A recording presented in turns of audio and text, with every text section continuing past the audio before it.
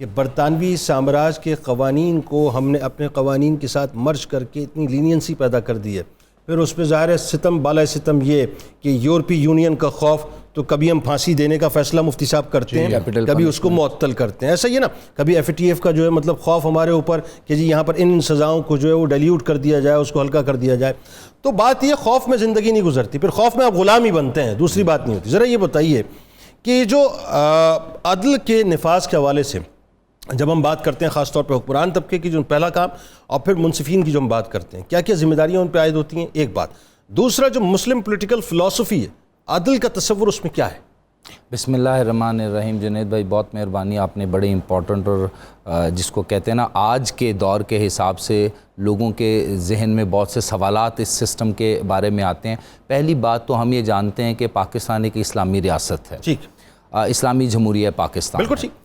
اگر پاکستان کا اسلامی جمہوریہ کا کانسیپٹ دیکھا جائے تو یہ کانسیپٹ ہم نے خود سے نہیں بنایا، بلکہ جو مسلم پولیٹیکل تھاٹس اور مسلم پولیٹیکل فلسفی ہے وہیں سے ہم نے اخذ کیا ہوا ہے. درست. قرآن و حدیث سے اخذ کیا ہوا ہے. میں ایک بڑے مسلم پولیٹیکل تھنکر کا یہاں پر ذکر کرنا چاہوں گا. آپ کا نام الماوردی ہے اور 971 سے 1052 AD آپ کا ایک دور ہے.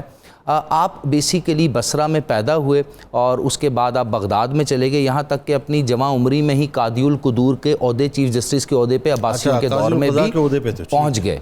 اب آپ نے بہت سی کتابیں لکھی، لیکن اس میں آپ کی ایک بڑی خوبصورت کتاب ہے جس کا نام ہے الاحکام السلطانیہ. اچھا. سلطنت کے امور چلانے کے احکامات اسلام کی روشنی میں. واہ. یہاں پر دو کانسیپٹ آپ نے واضح کیے، ایک تو موٹیوز آف دا گورنمنٹ اور اس کے بعد بتایا ٹائپس آف گورنمنٹ. جو موٹیوز آف دا گورنمنٹ میں آپ بتاتے ہیں کہ اسلامی ریاست کا موٹیو، مقصدیت صرف دو ہیں. Number 1، rule by truth and justice, عدل کے ساتھ اور سچائی کے ساتھ حکومت کی جائے گی. And number 2، separation of good from evil. یہ خلیفہ کی، یہ امیر کی، یہ سلطان کی ذمہ داری ہے کہ اچھائی کو برائی میں سے الگ کر کے اپنے لوگوں کے سامنے فرق بیان کرے. واہ واہ واہ، کیا بات ہے. اس کو ہم آج اور اگر سلطان خود اس میں رنگ جائے تو ساری تباہی. آپ اندازہ لگائیں، آج کے دور میں ہم دیکھتے ہیں کہ وہ عدالت کے نظام کو بھی دیکھے گا، وہ کرمنل جسٹس سسٹم کے نظام کو بھی دیکھے گا، وہ حکومت کے نظام کو بھی دیکھے گا، اور تمام چیزوں میں اچھائی کو برائی سے الگ کرے گا. Right man for the right job, accountability across the board, کوئی بندہ کسی سے بالا تر نہیں، سپریمیسی آف لا. یہ بیسک ٹینٹس ہیں جو آج کے ویسٹ نے، آج کے مغرب نے اڈاپٹ کیے ہیں. یہ الماوردی کی احکام السلطانیہ کتاب میں سے پورے کے پورے مغرب میں، ایون کہ امریکہ میں سیپریشن آف جو پاور کا کانسیپٹ ہے جو مونٹیسکی کے نام سے مشہور کیا گیا، یہ بیسیکلی الماوردی کا کانسیپٹ ہے. دوسری بات، دیکھیں مونٹیسکی اور الماوردی میں 1000 سال کا فرق ہے. تو پہلے جس نے بات کی بات تو اسی کی. دوسری بات، یہ بالکل اس طرح کی بات ہے کہ میگنا کارٹا کی مثال لوگ دیتے ہیں. پہلے بات تو حجت الوداع کی ہے، سوشل کانٹریکٹ تو حجت الوداع میں ہو چکا تھا. بالکل. اچھا، دوسری بات اس نے جب فارم آف گورنمنٹس کی تو وہ کہتا ہے حکومتیں صرف دنیا میں دو قسم کی ہو سکتی ہیں، ریاستیں بھی دو مقاصد پہ بن سکتی ہیں. ایک، the government or the state formed on reason، انسان اپنی ججمنٹ، اپنے وزڈم، اپنی ریزن پہ ریاست بنائے، سوشل کانٹریکٹ کرے، سماج میں ایگیلیٹیرین سوسائٹی بنا دے.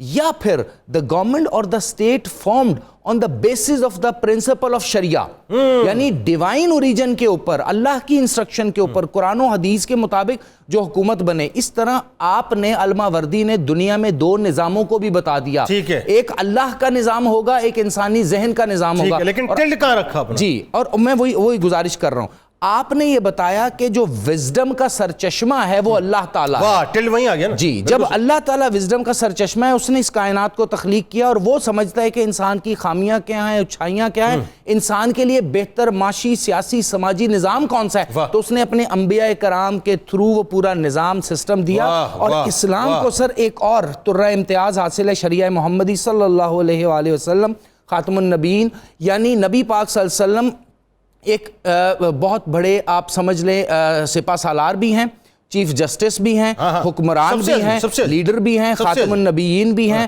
اور امام الانبیاء بھی ہیں. اس کے ساتھ ساتھ آپ نے پریکٹیکل معاشرہ بھی بنا کے دیا. تو الماوردی بتاتا ہے کہ وہ معاشرہ جس کی بیسز، یعنی جس کی بنیادیں ٹروتھ اور جسٹس سے ہٹ جائیں گی، وہ معاشرہ وزڈم اور ریزن کا معاشرہ کہلائے گا. کیوں؟ کیونکہ ریزن اور جسٹس کا آپس میں کوئی ملاب نہیں. ریزن کہتی ہے جس طرح آپ دیکھیں مالیاتی نظام ہے, کیپٹلسٹک سسٹم ہے, ریزن مٹیریلزم جو ہے وہاں پہ چلی جاتی ہے, ریزن تو اس کی طرف جاتی ہے. لیکن جو ٹروتھ اور جسٹس ہے, جس طرح ابھی مفتی صاحب نے بات کی کہ حضرت عمر فاروق کا جو دور تھا, آپ دیکھیں اس میں ریزن کچھ نہیں ہے, اس میں اللہ کا حکم ہے, اکاؤنٹیبلٹی اکراس دا بورڈ ہے. اور اسی طرح سر آپ دیکھیں کہ انسانی معاشرے کو اگر آپ سمجھتے ہیں بہترین ہو تو وہاں پر جو عدل ہے وہ آپ کے کرمنل جسٹس سسٹم میں بھی نظر آنا چاہیے. عام حالات میں لوگ کرمنل جسٹس سسٹم کو کنفیوز کرتے ہیں اور وہ سمجھتے ہیں یہ عدالتی نظام ہے. یہ عدالتی نظام نہیں ہے.